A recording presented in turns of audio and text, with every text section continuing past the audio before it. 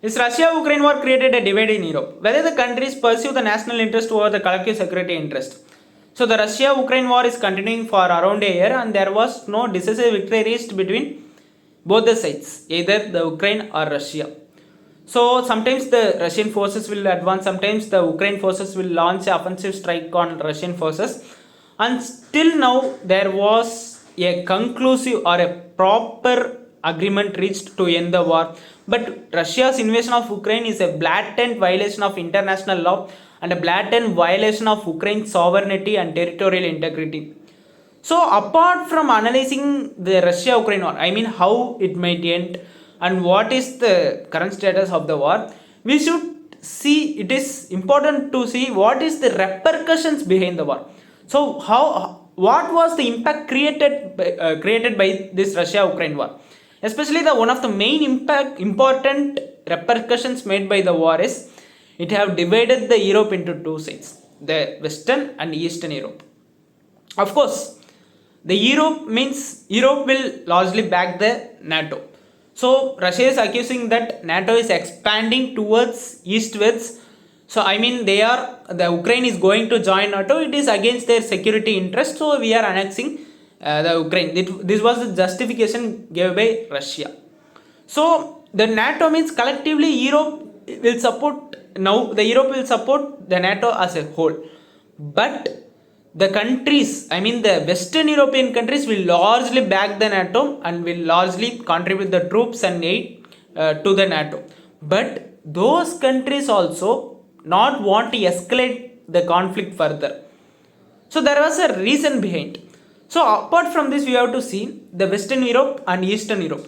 The Eastern European countries like the Poland and the Baltic countries, Estonia, Latvia, Lithuania, and the Nordic countries like Sweden, Finland, these countries have largely arming this Ukraine because there was a security concern for these countries because they are the Eastern European countries.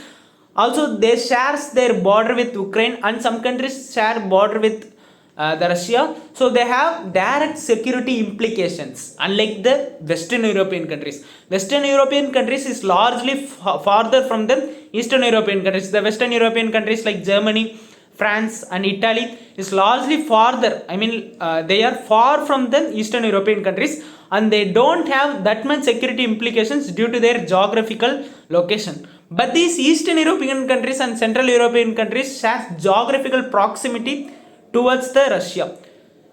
Look, if Ukraine goes into the hands of Russia, so Ukraine shares border with Poland, which will be a security threat for Poland.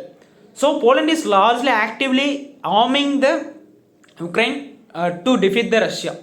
So, and also the Western European countries like Germany, France is providing large number of arms, ammunitions and aid to this Ukraine, but they are maintaining some sort of strategic autonomy. I mean they doesn't want to escalate the conflict because if the conflict is escalating then it will be a negative impact for these countries because these countries have been relied on Russia for its domestic purpose, for its kind of oil procurement for some important things. So while analyzing into it, first we have to see Germany's behavior. So first Germany's behavior is like they have termed, the Germany Chancellor Olaf Scholz have termed it is a Zeitwende. I mean a turning point in their security policy and they have increased their defense budget. They are providing the arms and ammunitions to Ukraine largely. But while providing to the Leopard 2 tanks, which is a main important battle tanks for the Ukraine, if Ukraine get these tanks, it will be a strategic advantage for them. But Germany have vetoed to provide it to the Ukraine. They have refused to provide. But after many pressures from the Eastern European countries like Poland, Estonia, they have provided after several weeks. So this shows that the Germany's reluctance to provide the weapons to the Ukraine because they doesn't want to escalate the conflict. The main reason behind is like the Germany is largely rely on around 50% of the natural gas from Russia. So their domestic needs were fulfilled by Russia, and they have already invested in a major project like Nord Stream 2 pipeline. So this was a direct pipeline between Russia and Germany for transporting the natural gas, and they have been relying largely on the oil. So if Germany wants to procure oil and other things, they want to engage in Russia. If they want to engage in Russia, the conflict must be ceased as soon as possible. Like this, France also have certain kind of their interest. When the war was started, before 2 weeks, France President Emmanuel Macron and Germany's Chancellor Olaf Scholz have involved in a subtle diplomacy between Russia and Ukraine to end the war, and they have gave assurance that Ukraine will not join the NATO. So Germany and France show some sort of reluctance towards the war. I mean, they want to end the conflict, cease the conflict, and also to some extent the US is also supporting kind of thing.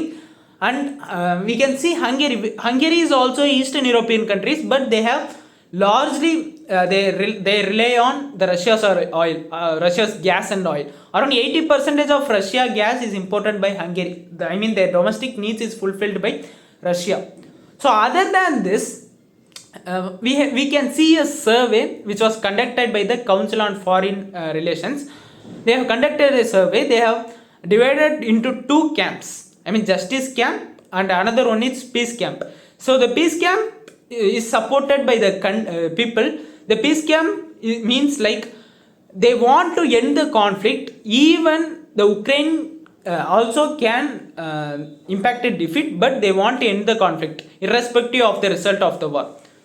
In the justice camp, the people will believe that they want to end the war by defeating the Russia, and they consider that as a victory. So it was divided. So the countries in the Eastern European side have largely backed the justice camp. They believe that after the defeat of Russia only, they will get some sort of relief. But the countries in the Western European countries, Germany, France, the people believe that as soon as possible the war should end.